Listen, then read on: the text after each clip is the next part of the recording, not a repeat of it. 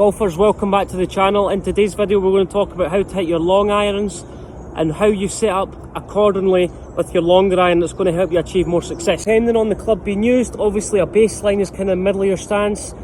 When we hit a longer iron, 6 iron, 5 iron, 4 iron, 3 iron, I've got 5 iron in my hand. So when we hit a longer iron, what happens from there is our angle of attack needs to be slightly shallower. We still need to take a little bit of a divot after the golf ball, but not as much of a divot compared to a shorter iron. So when you're setting up to the golf ball, what I want you to do, a lot of people place the golf ball a little bit too far back in their stance, the hand's too far ahead.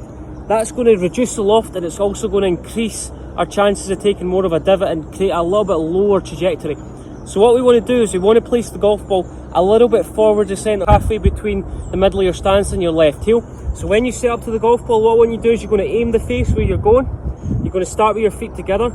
You're going to turn your left foot out, then take a small step with your left foot, then take a bigger step with your right foot. So the ball position there is just left of my sternum.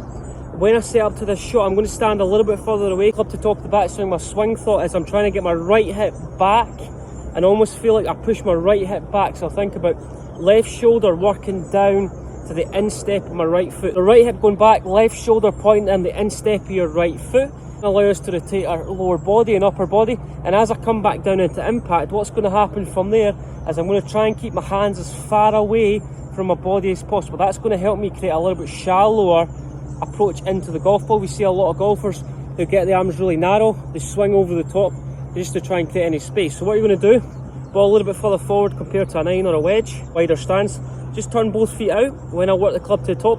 Right hip going back, so right hip going up and back. You'll feel like your right hip's a little bit higher compared to your left hip. Left shoulder point on the instep of your right foot. That's going to help us create a little bit more rotation in the lower and upper body. And as I come back down into impact, I feel like my hands keep the width as far away from my body as possible. And as I come back down into impact, I want to feel like my left hip is going to work up and back, so the lower body starts to initiate the downswing.